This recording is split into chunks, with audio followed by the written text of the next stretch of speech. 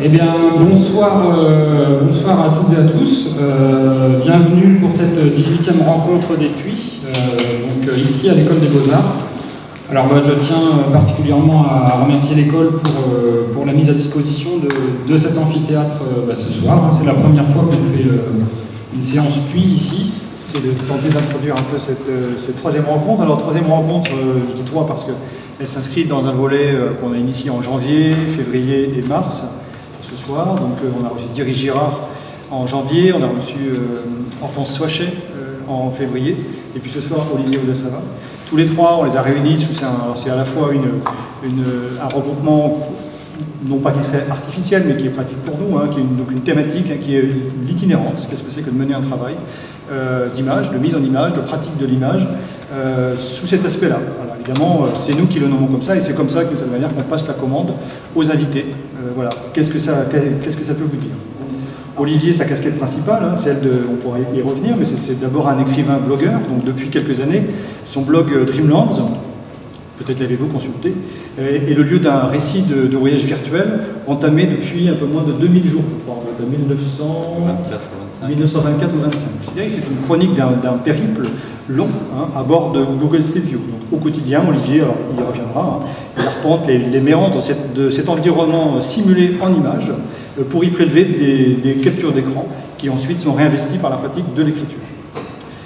Là aussi, j'espère qu'on pourra en reparler pendant la discussion, mais voilà, ton environnement de travail, en tout cas ton imaginaire est fortement marqué, il me semble, par la question de la médiation du réel et comment les outils, la carte, l'image par exemple, mais aussi les récits littéraires sont en soi producteurs d'un régime d'attention assez spécifique et ici clairement et majoritairement scopique et dont l'écriture peut se saisir.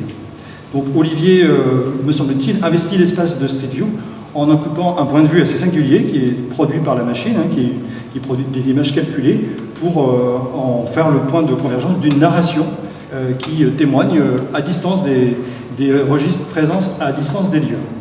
Sans rentrer plus dans le détail, les éléments qu'on va pouvoir aborder avec Olivier ce soir, bien évidemment, cette mise en récit des lieux est quand même assez particulière, je le rappelle tout de suite.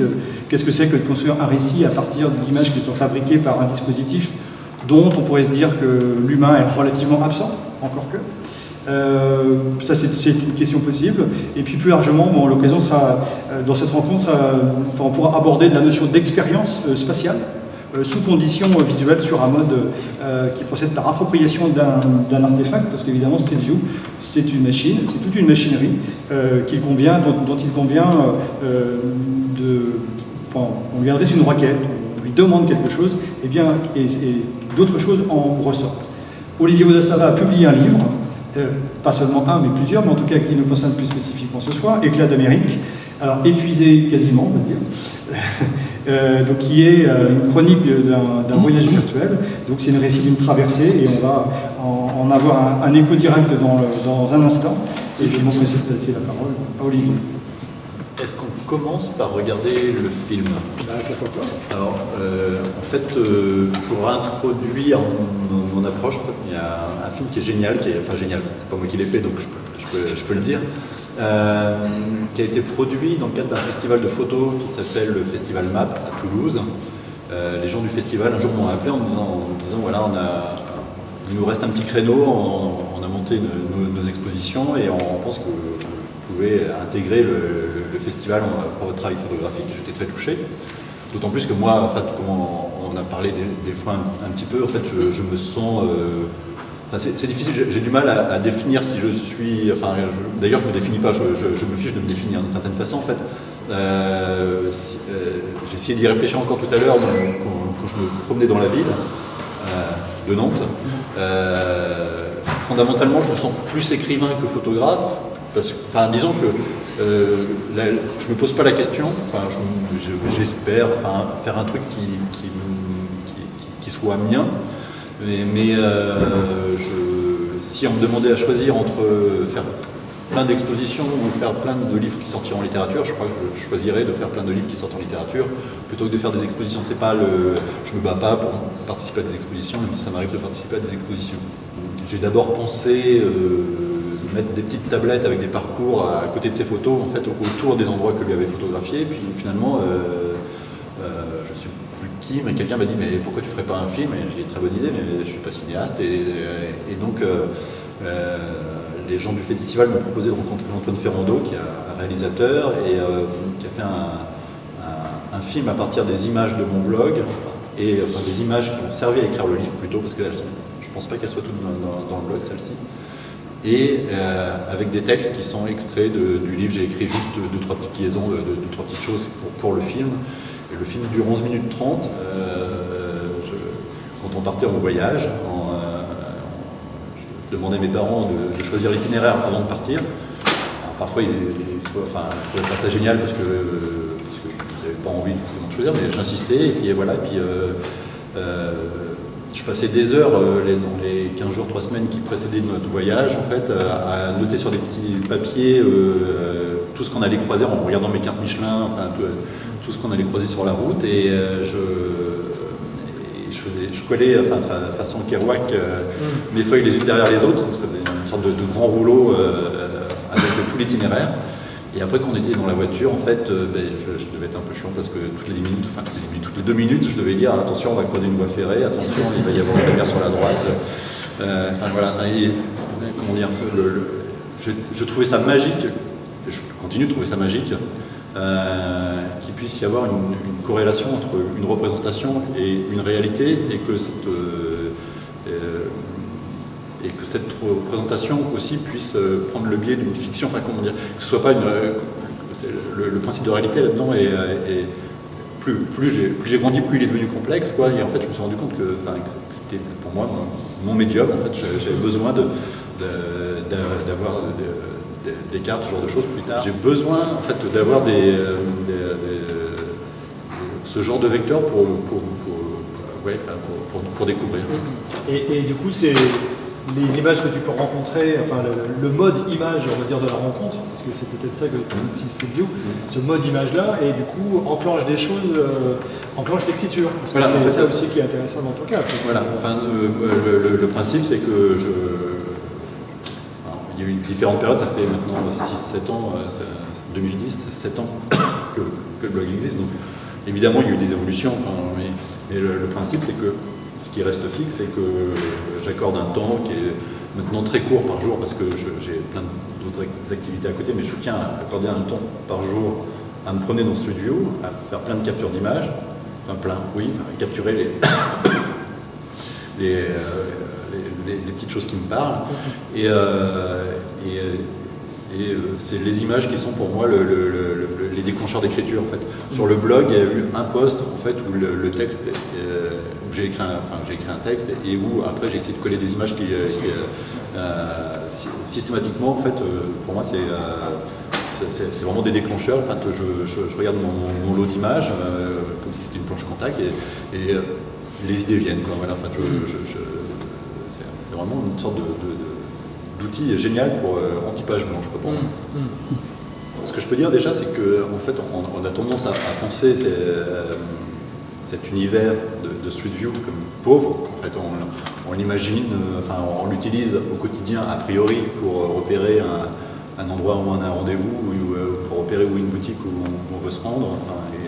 Et je ne crois pas en fait à la pauvreté des médiums. En fait, je pense fondamentalement que tout médium peut. C'est intéressant d'aller chercher de la richesse là où justement il n'y en a pas, quoi, en fait. Pour moi, c'est plus intéressant d'essayer de trouver, c'est peut-être un peu pervers, quoi, mais de trouver de quoi faire de l'image là-dedans, plutôt que de le faire dans le réel, par exemple. Moi, pour moi, ça ne serait pas venu à l'idée de faire un carnet de voyage dans le réel, avec un appareil photo normal, parce qu'il y a des gens qui font ça sublimement, et par ailleurs, de même que j'adore les petites herbes qu'il y a au milieu du béton dans les villes, j'adore que cet outil, qui a priori est un outil d'abord d'une multinationale, qui est idéologiquement marqué d'une certaine façon par les endroits qu'il choisit de montrer, de donner et qui qui a priori est pauvre, qui a du flou, il y a une image tous les 10 mètres, ce que j'essayais d'expliquer dans le petit texte que tu as lu. En fait, la logique voudrait que toutes les personnes comme François Bon qui ici essayent, et c'est hyper frustrant ton truc parce que en fait voilà, on sent bien qu'on pourrait peut-être faire une image si on se déplaçait, si on était là une seconde avant, une seconde après, si la lumière était comme ça.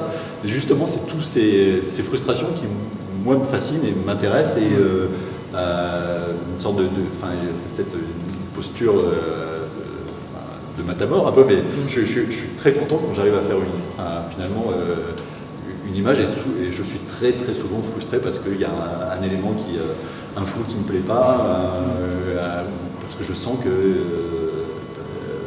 si j'étais un tout petit peu plus à côté, ça marcherait mieux. Donc au niveau de l'image, comment dire, j'aime me nourrir de cette frustration. Et par ailleurs, en fait, je crois que c'est ce qui nourrit mon imaginaire aussi, cette frustration, c'est que ça m'arrive maintenant relativement souvent d'intervenir dans ce genre de cadre pour essayer d'expliquer ma démarche. Et en fait, je crois qu'une des choses qui, moi, est importante pour moi, c'est que justement, l'image montre quelque chose, et moi, quelque part, en fait, c'est comme si c'était j'investis les marges de cette image. Quoi, en fait. L'écriture, en tout cas, mon écriture, elle est là où l'image s'arrête. En fait. Elle commence, l'image me donne un aperçu d'un cadre, et elle est tellement frustrante que forcément, moi, je suis obligé d'habiter l'à côté. Mais du coup, l'à côté, pour l'imaginaire, est hyper vaste et peut te nourrir plein de choses. Mon blog a fini très vite par avoir des lecteurs, donc j'étais très content d'avoir des lecteurs parce qu'il y a en moyenne 200-300 visiteurs par jour, et puis des gens qui m'écrivent, qui deviennent des fidèles ou qui viennent régulièrement. Et du coup, j'étais très heureux de ma vie d'auteur de blog. Et puis il se trouve qu'il y avait parmi mes lecteurs, il y avait un éditeur qui plus est un éditeur que j'affectionne tout particulièrement, qui m'a proposé de faire un livre, et j'ai sauté sur l'occasion. Voilà. C'est vrai que je pense que ça a cette importance probablement, le fait le blog, l'avantage c'est collecter quelque chose et le restituer dans un même geste quasiment. Et puis il y a aussi une continuité entre effectivement le support numérique elle-même, c'est-à-dire que tu prélèves des choses dans un espace numérique et puis tu le restitues dans un espace voisin qui effectivement marqué néanmoins de ton saut. Alors c'est une question que j'ai déjà eu l'occasion de te poser, et finalement on pourrait se dire bon ok, alors il va comme ça, il passe du temps à chercher des images, il y a une pratique d'écriture, mais bon, les images, elles sont quasi déjà faites. Alors, François, tu l'as remarqué, il y a une attention aux choses, il y a un cadrage, etc.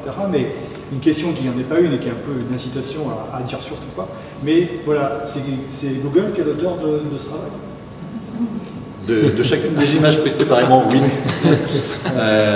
J'ai la prétention de penser que c'est dans l'ensemble que j'existe.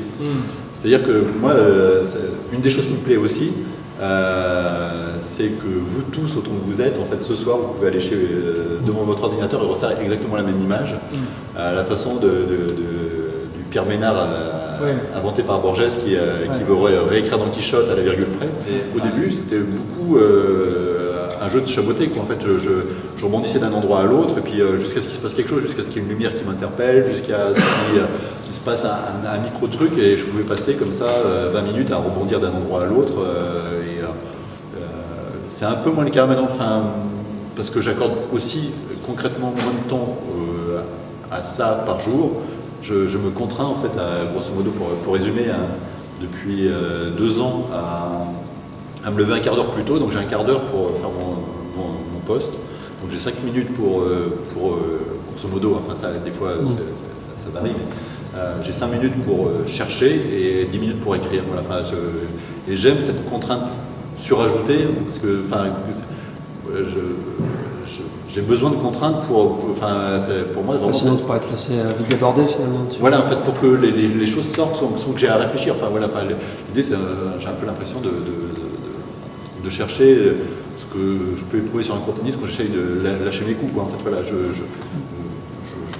je prends pas le temps j'aime bien ne plus être dans le temps de la réflexion. Quoi. Mais du coup, je suis un tout petit peu moins dans ce jeu d'exploration où je vais prendre beaucoup de temps pour aller rebondir d'un endroit à l'autre. Je me place à un endroit et puis je me dis, voilà, il faut qu'il se passe quelque chose. Et finalement, on finit par trouver des ressorts. Alors parfois, ils sont pauvres. Je prétends pas du tout à ce que sur une semaine, il y a peut-être un poste qui va finalement être à mes yeux en tout cas, un peu plus pertinent que les autres. Je vois qu'il y a un portrait quelque part, par exemple, je vais essayer de le cadrer. S'il y a un peu de problème de parallaxe et tout ça, je vais laisser tomber. Mais si je me rends compte que finalement l'outil me permet d'avoir une image qui commence à avoir un cadrage qui serait un cadrage que je pourrais faire dans le réel, je déclenche tout de suite, a priori. Ça m'arrive très rarement de revenir dans un endroit. Ça m'arrive par contre de revenir dans un endroit pour écrire. Pour Éclat d'Amérique, quelques chapitres qui se passent dans des endroits concrets qui existent, en fait, que j'ai exploré dans Studio. Et j'ai fait une première exploration si c'est un restaurant par exemple de la salle, voilà, et puis je m'aperçois dans l'écriture que j'ai besoin de voir à quoi ressemblent les endroits où sont mis les containers à poubelle derrière l'établissement. Donc je retourne dans Studio pour aller voir s'il y a une image qui me permettrait de voir à quoi ça ressemble le local où sont mises les poubelles, et finalement j'arrive toujours plus ou moins à trouver. Et voilà, je nourris l'écriture d'un retour sur les lieux. Mais sinon, ça tient du mitraillage, je passe à un endroit, si je sens que je vais pouvoir faire une image qui la fait vite, un peu dans une sorte d'urgence qui pourrait être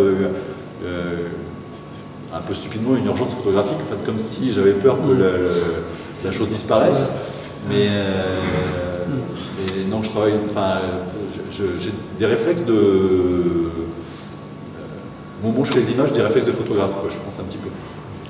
Ce que je peux dire, c'est que la connaissance que j'ai des lieux que je visite virtuellement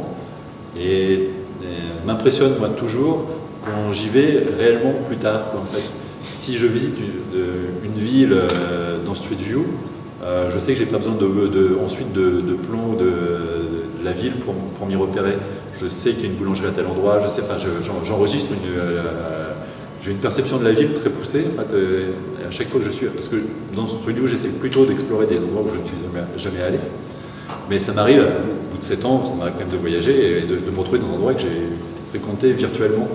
Et je me rends compte à chaque fois avec une certaine stupéfaction que je les connais très bien, en fait, que je les connais en tout cas autant que si j'y étais allé concrètement, réellement, quoi, en fait. Mais la photographie qui me parle est plutôt celle de gens que tu as évoqués tout à l'heure. Et par ailleurs, la manière dont est positionnée la caméra en haut d'un mât, en fait, au milieu de la route, finalement est assez proche des processus qu'ont pu utiliser certains photographes, comme Stephen Shore montait sur le toit de sa voiture pour photographier, quoi, en fait. Et je suis à peu près à la même hauteur, quoi, en fait. Et donc, comment dire, le paysage américain, je trouve particulièrement à cet outil-là. D'ailleurs, c'est peut-être pas un hasard, en fait. Je pense que l'outil est un outil américain, en fait. Oui, du coup, là, il y a quelque chose qui se connecte vraiment. Mais il y a aussi Eggleston, lui, il a la main levée, c'est pas du tout la chambre comme Shore, par exemple. C'est vraiment la new color photographie américaine dont on parle. Mais on retrouve aussi ça. C'est-à-dire que tu es comme ça, avec ton appareil, dans les intérieurs particulièrement, où on retrouve vraiment ces influences-là. Donc ça, c'est assez intéressant. La liberté du blog dans l'absolu, c'était aussi de ne pas chercher à intellectualiser le truc et d'avancer sans me poser de questions, quoi, en fait, de voir ce que ça va donner. Voilà, c'était avec Studio, ça aurait pu être avec autre chose, ça aurait pu être peut-être sans image, je sais pas. La question était posée, voilà, c'est vrai, tu vas pas sur les lieux. Et quelle est l'expérience de ne pas aller sur les lieux quand finalement on se dit j'en passe par ça. Et on sait aussi que les environnements immersifs, alors Street View c'est quand même du pseudo-immersif parce qu'on est quand même toujours installé ou chez soi ou quelque part, donc voilà. Mais néanmoins, comme tu disais tout à l'heure, parfois on peut être complètement happé. Donc tout ça, ça me renvoie à la question de l'expérience, donc l'expérience, où est-ce qu'elle se situe et qu'est-ce qui se déplace pendant que tu mènes cette expérience-là. Et je trouve que quand tu disais, après tout, tant pis, table rase, je veux d'abord vivre la chose et puis après je fais quelque chose, je fais quelque chose et puis après on verra. Ça me renvoie aussi à ça, à cette notion d'expérience. J'ai l'impression à t'écouter qu'il y a quelque chose l'expérimental est quelque chose qui te parle. J'ai écrit le livre, j'avais un rêve secret, c'était que le livre se vende énormément. Non pas énormément, mais pour que mon éditeur me dise après, tiens, voilà, maintenant on va sur les lieux, on va voir à quoi ça ressemble, on retourne exactement sur tous les mêmes lieux et vas-y dans le réel, quoi. Et de pouvoir avoir un budget illimité pour me permettre de voyager dans les 50 États des États-Unis. voir ce que ça aurait donné. Enfin, en fait, une des choses pour revenir à mes expériences d'enfant, en fait, savoir en fait sur réellement, j'espère que très humblement que ce travail-là est une sorte de manière de rendre compte d'une réalité. Et le voyage dans 50 États des États-Unis dans le réel aurait pu être une manière de vérifier pour moi, en tout cas, si j'étais dans la vérité, parce que voilà, et en même temps, ça aurait été sans doute où c'est compliqué, c'est qu'il y a la part d'imaginaire qui vient se greffer là-dessus. Donc voilà, donc je sais pas à quel point ça pervertirait mon imaginaire de me retrouver confronté réellement ou concrètement à ces lieux, quoi, en fait. Mais en tout cas, il y a une chose certaine, c'est que je sais pas pourquoi, hein, enfin, j'ai besoin de rendre compte du monde, quoi, en fait, et je trouve que c'est un outil génial pour rendre compte d'une portion, enfin d'un état du monde, mais à travers un médium qui est imparfait, mais qui permet quand même dans l'accumulation de dire quelque chose. Merci beaucoup, Laurent. Merci.